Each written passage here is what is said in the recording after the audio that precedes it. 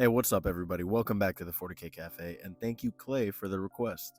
I briefly talked about this chapter when covering their chapter master Vasaphon, but let's look at the chapter as a whole. The Exorcists are a highly unusual loyalist chapter, whose origins are shadowed by the Inquisition, but what we do know is that they are a successor chapter of the Imperial Fist and were founded in the Dark Founding sometime between 35 and 36 millennia.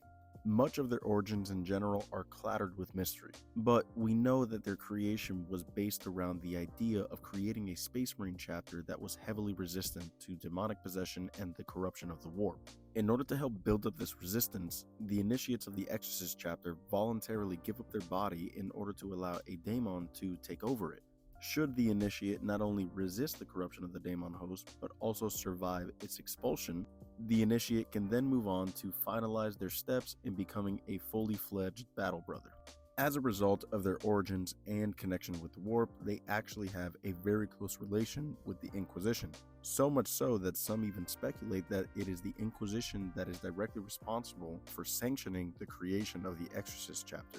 The Astartes initiation process already has a pretty low life expectancy, and because of the trials that the Exorcist chapter puts their initiates through, the survival rate is even less. It is for that reason that the Exorcists actually have a high influx of neophytes and initiates constantly flowing through their ranks. But other than this little tidbit, as well as the fact that they have 12 companies instead of 10, the Exorcists are actually still a very codex-compliant chapter.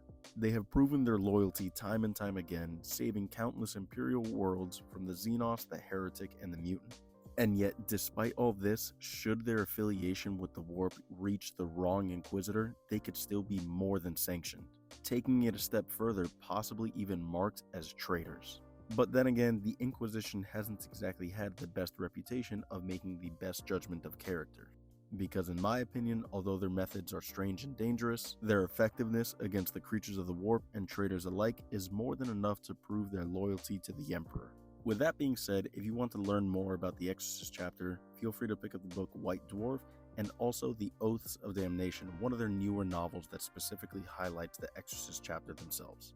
Thanks again, Clay, for the request. I hope you all enjoyed this video. Drop a comment if there's anything you want to hear about next, and as always, remember to follow for more.